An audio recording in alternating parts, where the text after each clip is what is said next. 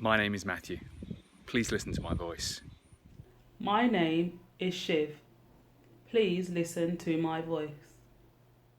My name is Kate. Please listen to my voice.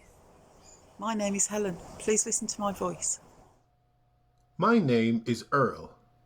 Please listen to my voice. Hello, my name is Carl. Please listen to my voice.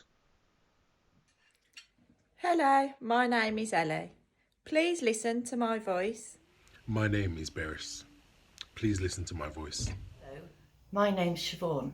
Please listen to my voice. Hello, my name is Vicky. Please listen to me. Hello everybody. Now I hope from that introduction you've already guessed which article we are looking at.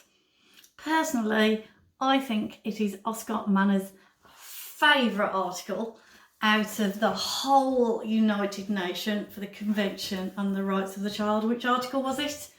Yes, it was Article 12.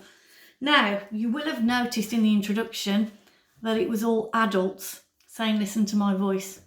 But in the CRC, it's about your voice, okay? Everybody under the 18 has a voice. It is your right. You have the right to express your views, feelings and wishes in everything that affects you. And we, as adults, have to listen to your views, consider them and take them seriously. Now, this isn't just when we're at school. This applies to lockdown too. It is just as important now. So please don't think that the Convention for the Rights of the Child have gone out the window because you're at home. Absolutely not. Those rights are still yours. They are still inherent, inalienable, indivisible, unconditional and universal. Do you remember those words? Yes, absolutely. So remember, it's just as important now. Okay.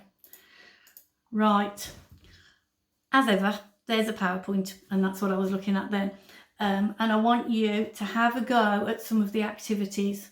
What do you need to be heard? Okay. I want you to have a think about how your voice is listened to at home and Oscar Manor. And how can we make it better? How can you be heard even more at home and at Oscar Manor? I would love to hear your ideas. Think about Greta Thunberg. She's done pretty well in getting her voice heard, okay?